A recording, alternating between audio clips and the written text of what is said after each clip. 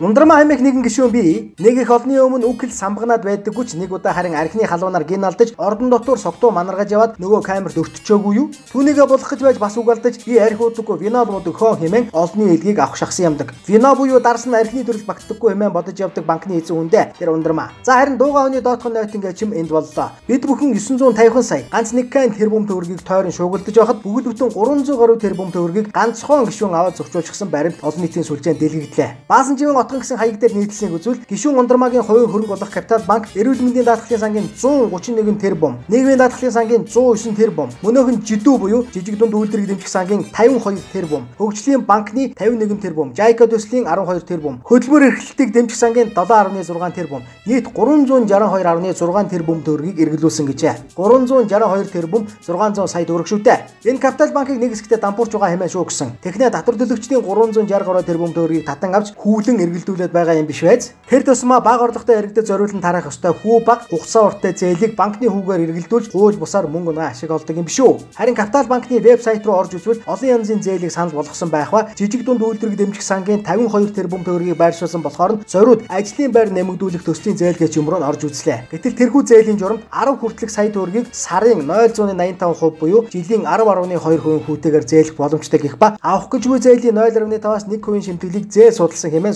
суудгаж авнаа хэмээжээ. За нөгөө сарын 0.25 буюу жилийн 3% хүүтэй зээл чинь банк руу орохоор ийхүү 3-4 дахин нуурсан хүүтэйгээр ядарсан иргэдэд очдог бололтой юм. Тэгэхээр тоонд сайн хүмүүс нэг бодоод үзээрэй. Зөвхөн жижиг дунд үйлдвэрийн 52 тэрбум төгрөгийг байршуулснаар тус банк зөрүүнээс нь хэдэн тэрбум төгрөгийн ашиг олох нь вэ гэд бодчих. Цаана дахиад 310 тэрбум гаруй төгрөг үлдэнэ. За юутай ч гэсэн манай хөтөлбөр олон нийтийн сүлжээнд гарсан мэдээллийн дагуу ерөнхий чигийг нь гаргаж өглөө. Харин одоо авилгатай тэмцэх газар цагдаа шүүх нь энэ хэрэг дээр яаж ажиллахыг харъя. Өнөөдрөөс эхлээд жидүүгийн мөрөөр мөшгөд засгийн газрыг унгана гэд яваа гишүүн хаян хэрэг байгаа ч бас энэ хэрэг дээр юу гэж дуурахыг нь харъя. Ингэж уушрал гоохгүй та нар.